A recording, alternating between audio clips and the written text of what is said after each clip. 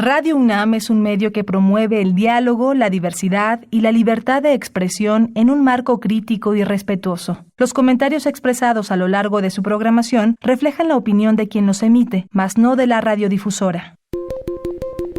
Hipócrates 2.0. Nutrición. Bioética. Estrés. Vacunación. Salud. El Programa Universitario de Investigación en Salud y Radio UNAM presentan Hipócrates 2.0. Investigación y vanguardia en salud.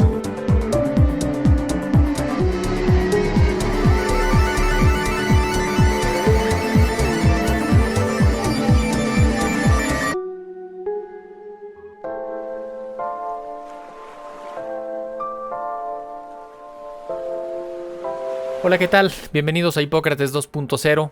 Yo soy Mauricio Rodríguez. Como cada semana les doy la más cordial bienvenida. Muchas gracias por estarnos acompañando aquí en Radio UNAM. En el programa de hoy vamos a platicar sobre el cambio climático y la salud, el impacto que tiene este fenómeno en la salud humana. Y hemos invitado al doctor Horacio Riojas Rodríguez, que no es mi pariente. Él es médico.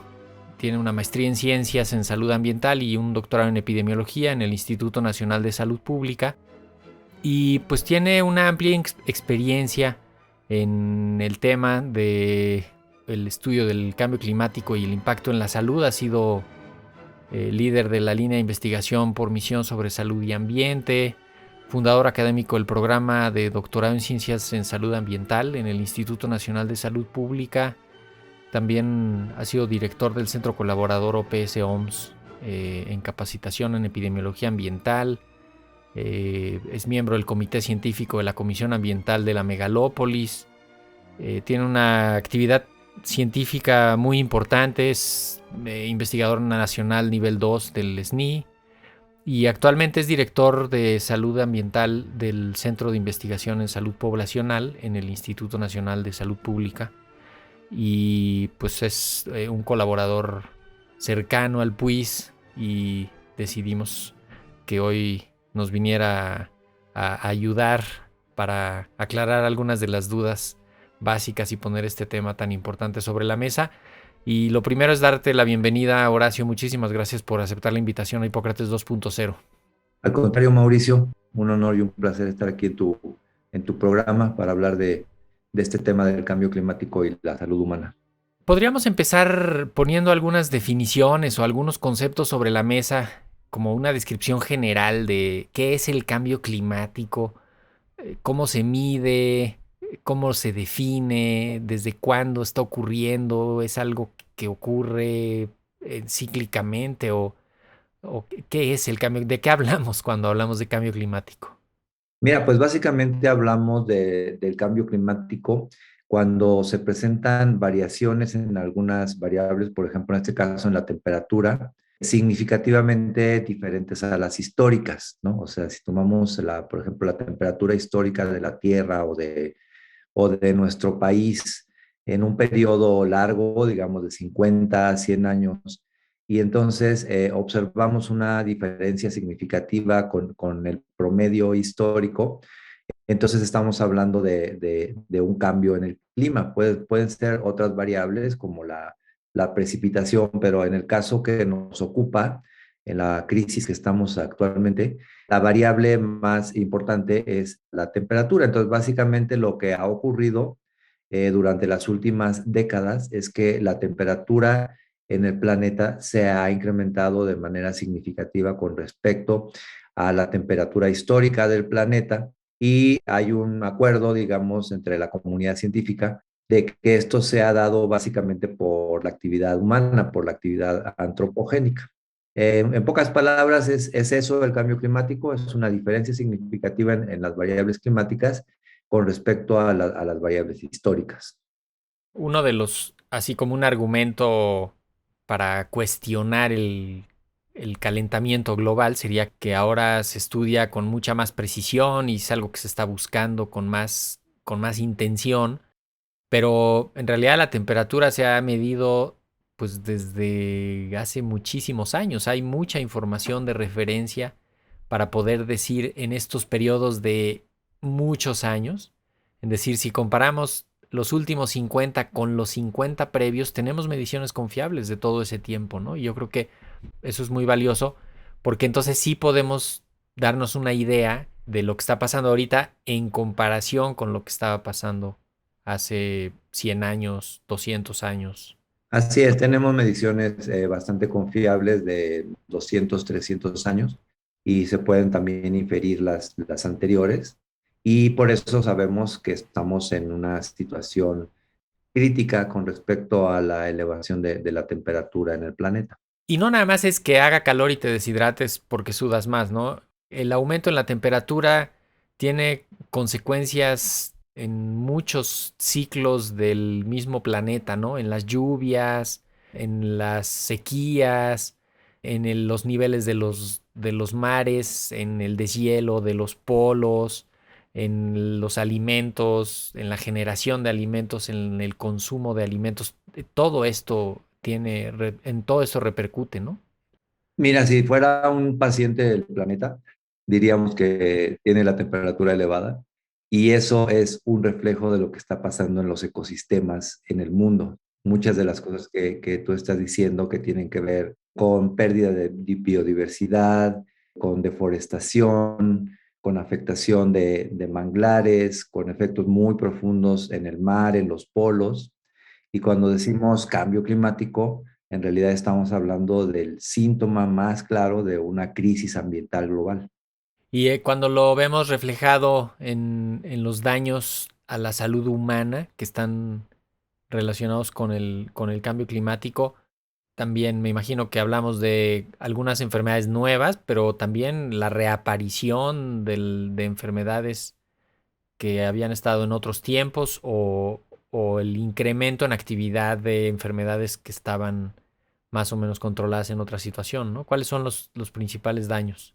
Pues mira, hay un abanico de efectos en la salud producto del cambio climático. Nosotros nos gusta clasificarlos en directos e indirectos, ¿no? O sea, tenemos el ejemplo más claro de un impacto directo es una ola de calor, cualquier mes de julio o cualquier verano en el que se presentan golpes de calor, deshidratación, sobre todo en niños y adultos mayores. Pero hay una serie de impactos indirectos. Un ejemplo es que muchos de los nichos de vectores, de enfermedades transmitidas por vectores y zoonosis, se ven alteradas y entonces empiezan a aparecer en sitios y en temporadas en las que antes no aparecían. Entonces, hay una serie de enfermedades indicadoras que están relacionadas con el cambio climático, como el dengue, ¿no?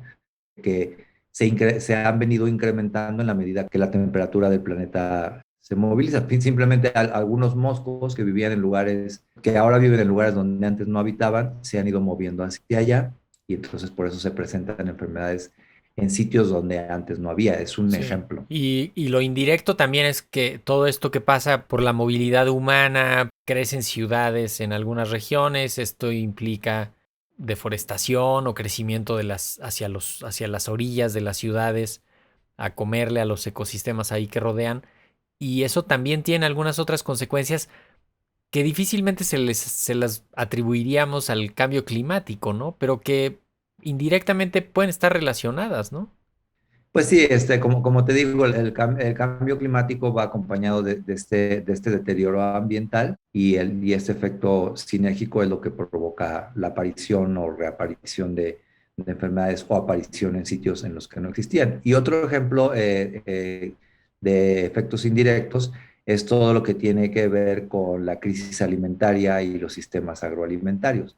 Las comunidades que viven del autoconsumo, pero que con el cambio climático ven afectados sus cultivos. Eso genera crisis alimentarias en poblaciones rurales muy pobres. Hay sitios, por ejemplo, en Guatemala y otros donde el cambio climático ha generado unos efectos devastadores en la manera de producir y consumir alimentos. Entonces, es todo un campo de estudio porque realmente en la cadena de producción-consumo realmente hay afectaciones bastante importantes. ¿Alguna zoonosis en particular vinculada con el cambio climático?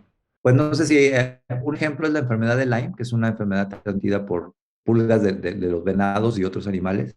que ha venido incrementando su incidencia en zonas donde antes no se encontraba. Y eso es porque los vectores van ampliando su radio y también nosotros vamos invadiendo los sitios en donde se encuentran estos vectores, ¿no? Entonces, todas esas enfermedades que normalmente estaban más restringidas a la fauna silvestre, de repente empiezan a aparecer más en los humanos por este fenómeno del cambio climático y la degradación Ya, ambiental. sí, sí, sí, la borreliosis y también me imagino en algunas cosas de amibas de vida libre, en algunas aguas, en algunos cuerpos de agua, que justo como ya ahora la temperatura media de esos cuerpos de agua es un poquito más alta, entonces se favorece el crecimiento de algunos microorganismos que pudiera eventualmente ser potencialmente patógenos y entonces pues eso también pudiera impactar con el uso o hacia donde vaya esa agua, ¿no?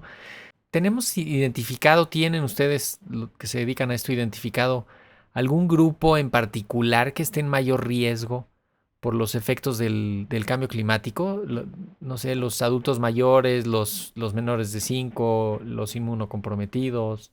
Los adultos mayores, sin duda, porque son muy susceptibles en estas olas de calor que ha habido en Europa y en otros países como Pakistán, donde ha habido muchas muertes por golpes de calor. La mayoría de estas muertes son en adultos mayores que sufren una deshidratación muy aguda. El mismo riesgo tienen los niños por la actividad que hacen, ¿no? Y después, dependiendo del efecto, por ejemplo, hay otros efectos indirectos del cambio climático, es por ejemplo las muertes por eventos hidrometeorológicos extremos, por huracanes, ¿no? Tenemos sitios en México donde zonas habitacionales que están junto a los ríos o en zonas muy riesgosas, normalmente son los que sufren los impactos más directos de un evento como un huracán, como lo que está pasando ahorita en el Istmo. Dependiendo de la zona del país, hay zonas donde los huracanes se han vuelto más frecuentes y más intensos, y hay una serie de poblaciones pobres que están en situación social y ambiental especialmente vulnerable. Entonces, dependiendo como del efecto, tú puedes ir ubicando las poblaciones Y te vulnerables. genera igual, te genera situaciones que en ese momento te pueden provocar vulnerabilidad, ¿no? Pienso en, imagínate, migración, ¿no? Que desplazamiento de poblaciones, concentración, porque necesitas ahí unos albergues temporales, porque la gente se tiene que mover de sus comunidades por lo que está pasando, que es parte de lo que ocurre por el calentamiento global y que va a traer impacto en el ámbito de la salud porque pues te va primero a disrumpir todos los servicios de salud y alterar la salud en esas comunidades y a generar otras situaciones de riesgo. Y en este tema de adaptación, la salud juega un papel muy importante, ¿no? Y justo dependiendo de la región del país, los programas de adaptación pues difieren. Los impactos del cambio climático son diferentes. En el norte, donde hay riesgos de sequía, ¿no?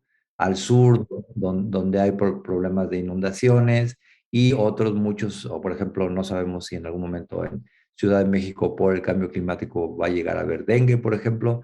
Entonces, son como estos temas que varían, dado la diversidad que tenemos en un país como este. Los mapas de riesgo regionales son bastante variados con relación al tema de cambio climático y salud, y ahí también pues se tienen que diseñar medidas de adaptación y de Sí, sí, prevención. pienso aquí en la megalópolis, o cuando menos en el Valle de México. El cambio climático te genera pues unos días con unas temperaturas que no tenías, otro patrón de vientos, y eso te va a movilizar los contaminantes de una manera diferente y vas a tener quizá más días de contingencias ambientales y eso va a tener impacto hasta en las hospitalizaciones por enfermedades respiratorias y cardiovasculares. Es una cosa seria, ¿no? De hecho, hay otro campo de estudio que tiene que ver con cambio climático y contaminación atmosférica. Mientras más días calurosos tengamos con más altas temperaturas, el ozono es más probable que se presente y se incremente. Entonces, todo el tema de la interacción entre cambio climático y contaminación atmosférica es otro cambio de estudio, otro campo de estudio. Entonces, ahí definimos lo que llamamos contaminantes climáticos de vida corta, que son ozono y carbono negro, que son, por una parte, forzadores climáticos y por otra parte tienen riesgos a la salud bastante importantes y afectan a un número de personas bastante grande. ¿Cómo nos deberíamos de ir preparando para prevenir, identificar y atender los daños específicos a la salud, ¿no? Por el cambio climático. O sea, ¿cómo se hace eso? ¿Hay una estrategia nacional para la prevención de los daños a la salud por el cambio climático? ¿Cómo lo va a implementar el IMSS, los médicos? ¿En qué tienen que estar pensando? ¿Cómo aterriza eso? Tenemos un Plan Nacional de Salud, pero en políticas y programas no tenemos todavía implementada una política y programas específicos en esta Oye, y en área. el presupuesto de egresos de la federación seguramente que tampoco hay nada apartado.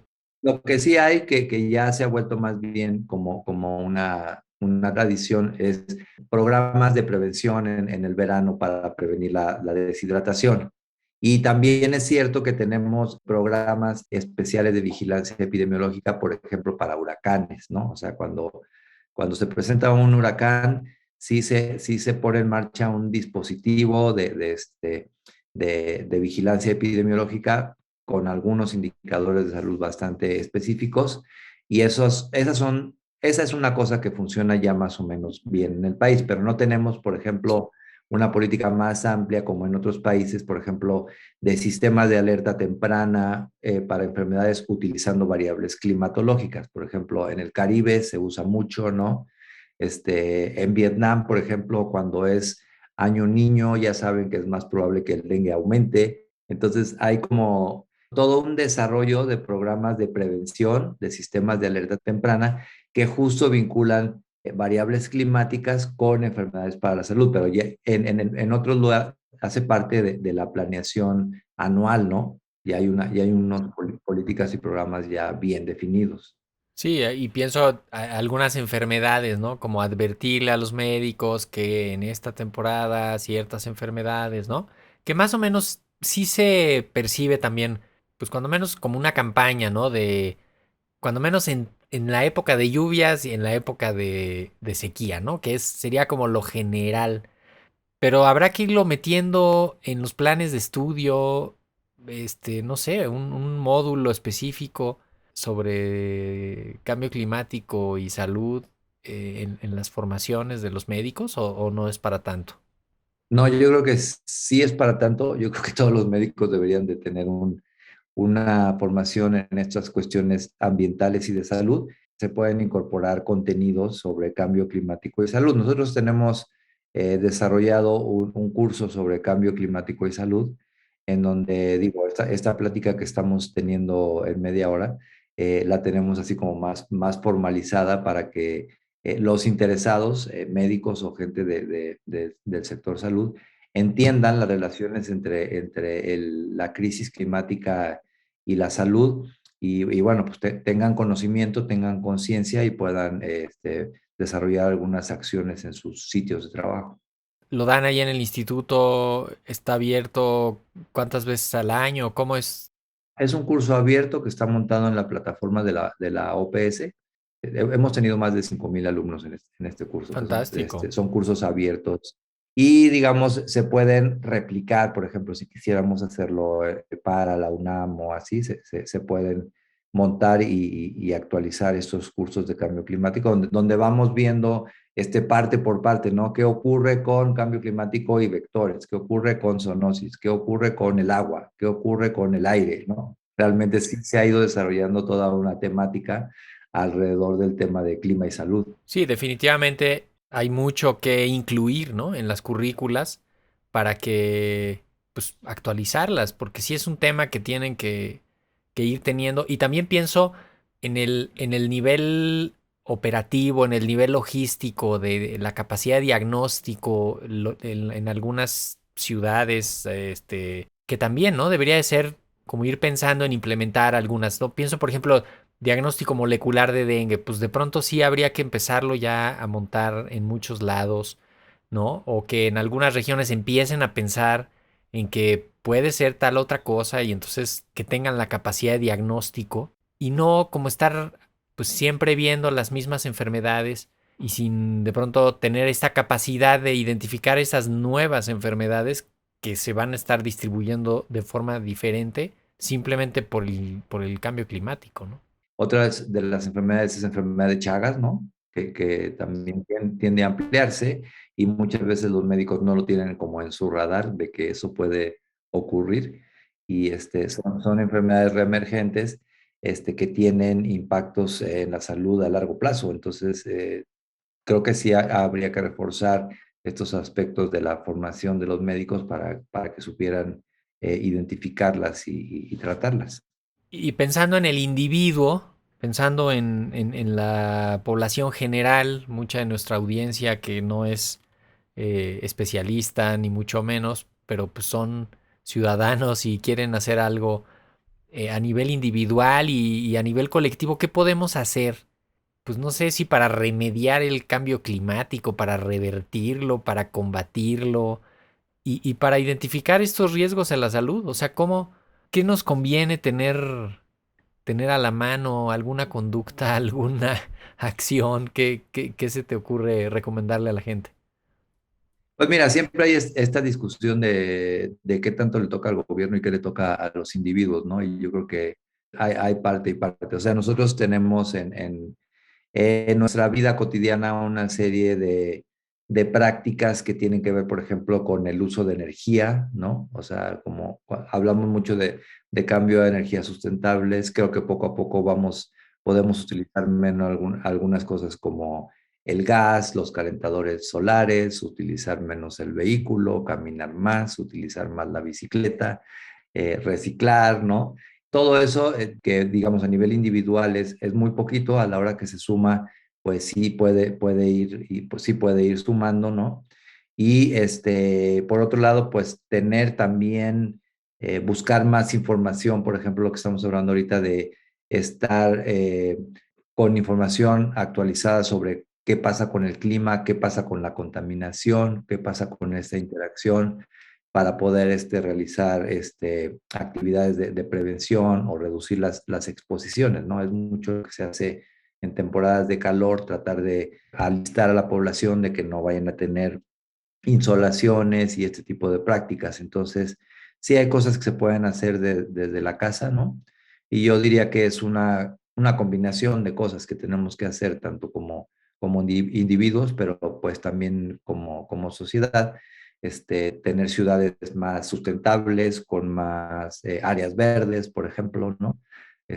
Con más vías para circular sin los automóviles. Hay una serie de cosas de planificación urbana que también son muy, muy importantes. Sí, y exigir a nuestros gobernantes también la implementación de acciones, consumir lo local. Yo creo que hay una parte que no le ponemos mucho énfasis, pero hay que consumir lo local en la medida de lo posible.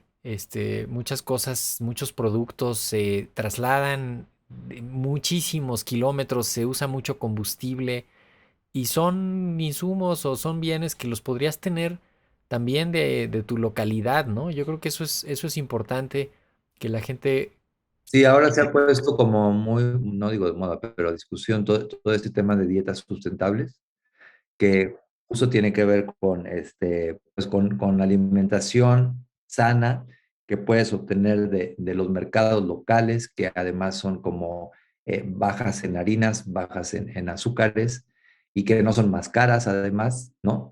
Y que además tienen un impacto ambiental menor. Entonces, creo que ese es otro campo de acción bastante importante, el ir mejorando nuestros patrones de consumo de alimento para nuestro bien y para el bien del entorno. Entonces, es una área bastante Absolutamente, buena. y no nada más esto de que te va a hacer daño a ti o de que te va a hacer bien.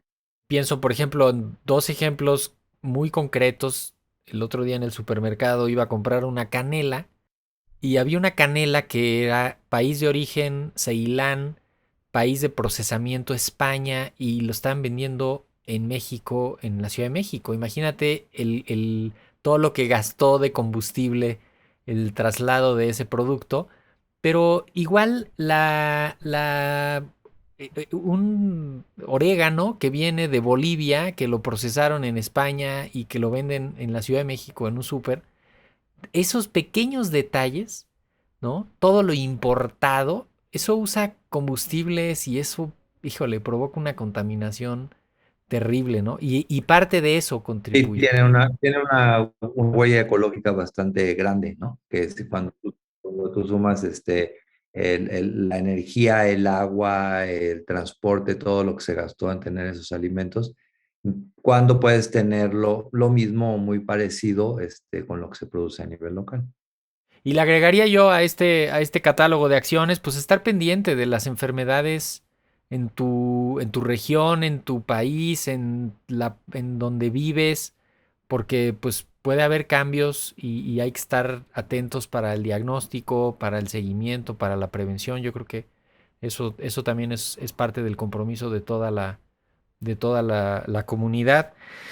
Pues con eso nos tenemos que ir, doctor Horacio Riojas Rodríguez, director de Salud Ambiental del Centro de Investigación en Salud Poblacional en el Instituto Nacional de Salud Pública. ¿Con qué idea te quieres despedir? Pues con un mensaje al público para decir que ya no está lejos ni es una cosa de ciencia ficción el cambio climático, ya lo estamos viviendo todos los días, es una realidad y tiene un impacto muy grande en esta y en las siguientes generaciones. Y como estamos diciendo al final de la plática, hay cosas que podemos hacer a nivel individual y como sociedad para intentar mitigar el impacto de este fenómeno tan fuerte. Pues con eso nos despedimos, doctor Horacio Riojas. Muchísimas gracias por haber aceptado la invitación a venir a platicar Hipócrates 2.0. Te vamos a volver a dar lata para que nos ayudes con todo lo que tiene que ver con este tema. Muchas gracias. Con mucho gusto, Mauricio. Gracias a ti. Y con esto nos vamos. Yo soy Mauricio Rodríguez. Esto fue Hipócrates 2.0. Espero que nos acompañe la próxima semana. Muchísimas gracias por haber estado el día de hoy con nosotros. Sigan en sintonía de Radio UNAM. Hasta la próxima. Agradecemos al Dr. Samuel Ponce de León, coordinador del Programa Universitario de Investigación en Salud y coordinador académico de esta serie. El Programa Universitario de Investigación en Salud y Radio UNAM agradecen tu escucha. Te esperamos la siguiente semana para platicar sobre lo último en materia de salud e investigación en Hipócrates 2.0. Investigación y vanguardia en salud. Se despiden de ti en la producción Patti Gamboa, Héctor Castañeda y Alejandra Gómez. Hipócrates 2.0. Radio UNAM. Experiencia Sonora.